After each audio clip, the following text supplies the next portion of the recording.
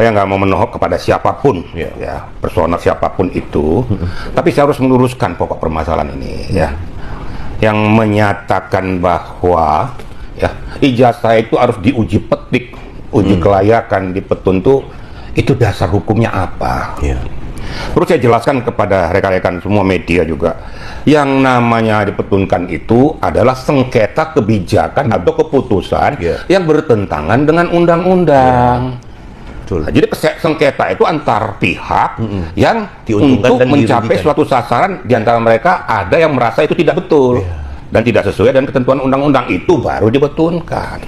Nah, kalau ijazahnya Pak Jokowi itu kan pemberi manfaat, yaitu UGM sudah merestui, sudah mengamini, dan sudah mengesahkan memberikan kepada penerima manfaat Pak Jokowi yang sudah melalui lulus uji kelayakan, diakui oleh UGM dan disahkan oleh UGM melalui rektornya dan UGM itu sendiri. Nah, berarti kan tidak ada sengketa. Lah tiba-tiba ada orang yang tidak ada hubungan hukum, ini loh ya, tidak ada hubungan hukumnya dengan peristiwa itu melakukan gugatan dan harus dipetunkan. Dari mana dasarnya? Ya absurd. Ini kan jangan kita disesatkan dengan peristiwa-peristiwa hukum itu sehingga mengundang persepsi yang berbeda dari masyarakat.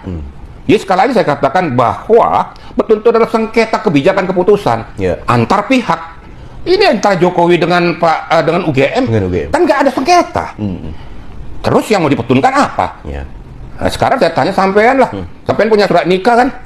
Nah, saya tanya, sampean surat nikah dengan istri yang berurusan dengan KUA dan catatan sipil. Terus saya ngomong nih, Bapak itu surat nikahnya palsu, betul. Nggak bener. Loh, emangnya saya punya hak? Terus saya minta kebijakan supaya menyatakan itu melalui petun. Ya datang, untung sampean masih sabar. Kalau sampean nggak sabar, saya bisa sampean pancung. Nah, itu kasarannya seperti itu gitu loh. Jadi nggak usah kita mencari benang merah untuk menyesatkan masyarakat. Kita punya ilmu ini kita gunakan untuk mencerdaskan masyarakat. Ingat loh, itu sudah press release daripada seorang Kapolda Metro Jaya, sudah merupakan penilaian analisis yang sudah sangat betul-betul rigid. Bayangkan semuanya diperiksa. Saya yakin juga ijazahnya itu sudah ditelaah. Lapor sudah dilakukan. Loh, kalau lapor dilakukan, UGM sudah tidak ribut, kok harus disuruh uji lagi? Uji lagi ke Petun. Ya kan nggak bener ini, gitu loh. Kemudian saksi-saksi juga sudah diperiksa pihak Polda Metro. Akhirnya mendudukkan komposisi ini kepada orang-orang tertentu sebagai tersangka dengan memiliki 2 klaster tadi, bukan 3 klaster.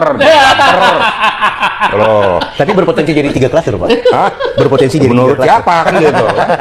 2 klaster, saya kan ikuti apa dikatakan Kapolda. Seorang Kapolda yang mempunyai kebijakan sudah mengambil langkah-langkah, biasa kan humas kan? Ini langsung Kapolda loh. Betul. Tentunya supaya memberikan pesan kepada masyarakat, jangan kita terbuai, jangan kita terprovokasi dengan orang-orang yang membuat situasi negara ini jadi carut-marut.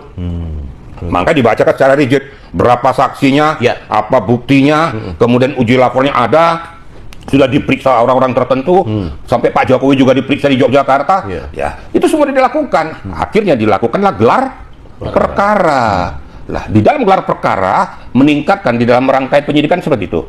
Penyidikan itu adalah untuk mencari suatu peristiwa, gitu kan? Setelah digelar perkara di peristiwa ternyata ditemukan suatu perbuatan tindak pidana, berarti kita cari siapa pelakunya. Ternyata pelakunya ya ini tadi itu yang sering berkoar-koar yang nggak jelas ini, yang tidak pernah mempunyai hubungan hukum. Sekali lagi, tidak memiliki hubungan hukum, berarti dia tidak pernah merasa dirugikan akibat daripada objek ini.